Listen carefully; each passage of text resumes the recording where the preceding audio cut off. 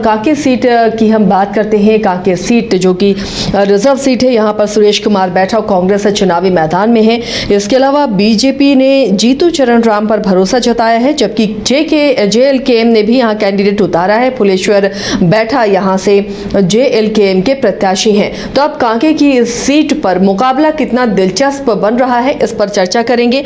रंजन जी, ये जो 3 नाम नजर आ रहे हैं और जो कांकेर सीट का समीकरण रहा है, तो इन तीनों नामों में से किसे कांकेर की सीट फेवर करती हुई नजर आ रही है? मुकाबला कितना दिलचस्प दिख रहा है? देखिए, अगर इस सीट को आप 1990 से देखें तो सारे के सारे बीजेपी ही दिखता है।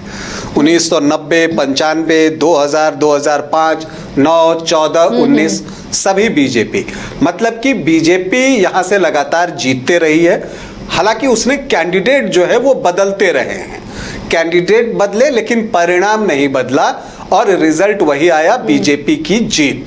दूसरी तरफ पिछले 3 चुनाव से कांग्रेस के सुरेश कुमार बैठा यहां से चुनाव लड़ रहे हैं और वो उनको हार झेलनी पड़ी है। अब वो चौथी बार जो है यहां से लड़ने के लिए तैयार हैं। अब वो कैसी चुनौती देते हैं ये देखना होगा। लेकिन इस बीच बीजेपी ने एक बार फिर से अपना यहां प्रत्याशी बदल दिया है। डॉक्टर जीतू चरण राम को इस बार जो है कमल का सिंबल मिला है। आपको बता दूं कि जीतू चरण राम ने इससे पहले 2014 के चुनाव में जीत हासिल की थी और तब भी उन्होंने सुरेश कुमार बैठा को ही पराजित किया था और मार्जिन था 59,804 वोटों का।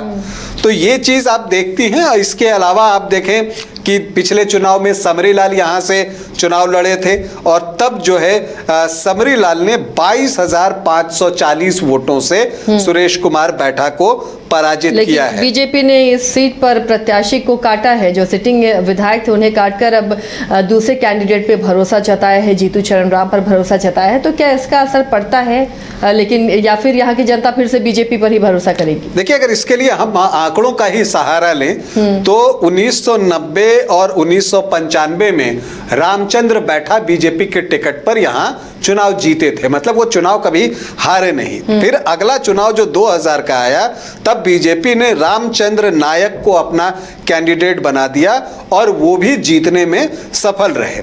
फिर 2005 में बीजेपी ने अपना कैंडिडेट बदला, रामचंद्र बैठा को उन्होंने एक बार जो है फिर से अपना प्रत्याशी बनाया और वो 2005 और 2009 में फिर से जीतने में कामयाब रहे।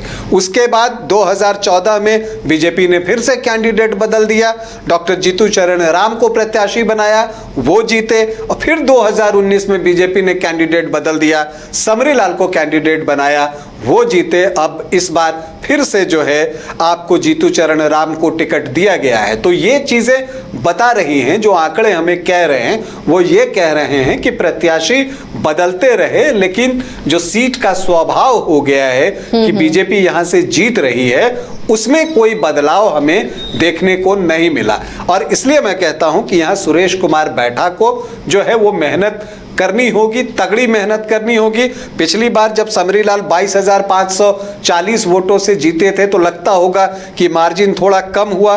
तो इसके पीछे वजह ये थी कि तब आजसू ने अपना कैंडिडेट दिया था 2019 में और यहाँ पर रामजीत गंजू ने 11.46% मतलब कि 29,000 से ज्यादा वोट लाए थे। तो अगर वो 22 को आप इस 29 में जोड़ दें तो जीत का मार्जिन ऑलमोस्ट वहीं पहुंचने लगता है। और इस बार भी जो अभी लोकसभा का चुनाव हुआ है तो कांके में जो है बीजेपी को 19,893 वोटों की बढ़त जो है वो मिली रांची लोकसभा के चुनाव के दौरान। तो ये बीजेपी का एक स्ट्रांग होल्ड है। लेकिन जब आप यहां पर ये देखते हैं कि लोकसभा 2024 में तो बीजेपी की लीड थोड़ी सी कम होते हुए दिखती है, 19,893।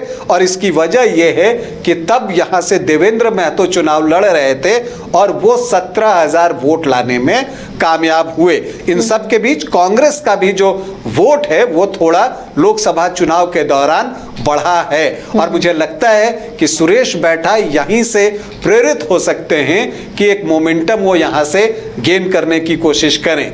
लेकिन क्या ये जो चीजें हैं वो चुनाव तक बनी रहेंगी या फिर से बीजेपी यहां से बाजी मार लेगी, ये तो आने वाला वक्त बताएगा। 23 नवंबर को सारी चीजें हमारे सामने होंगी।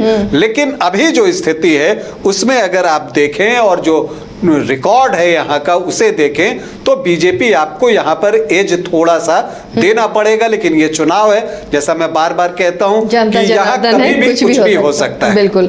तो कांकेर सीट में बीजेपी को थोड़ा एज है, थोड़ी वहां पर ऐसा लग रहा है कि उसके लिए फाइट थोड़ी आसान है, लेकिन कभी भी मुकाबला यहाँ त्रिकोणीय हो सकता है क्योंकि JLK ने भी कैंडिडेट दिया है और अब जनता को तय करना है कि वो किसे यहाँ से चुनती है। मैं SK मंडल अध्यक्ष, SK Mandal group of institutions Patna, आप समस्त देशवासियों को दीपावली एवं लोक आस्था का महापर्व छठ पूजा की हार्दिक शुभकामनाएं देता हूं। घर के लिए ग्रोसरीज की जरूरत हो या चाहिए फल और सब्जी, डेयरी या बेकरी प्रोडक्ट्स चाहिए या beverages, snacks and branded foods चाहिए हो या ब्यूटी प्रोडक्ट्स, अब इनके लिए अलग अलग दुकानों की तलाश हुई खत्म, क्योंकि रांची में खुल गया है केस्टो मार्ट, जो रखे आपका और आपके बजट का ख्याल। हर सामान पर 5% की छूट, होम डिलीवरी की सुविधा भी। आज ही पधारें Kesto mart, one stop solution for every customers requirements. Call 9153989339।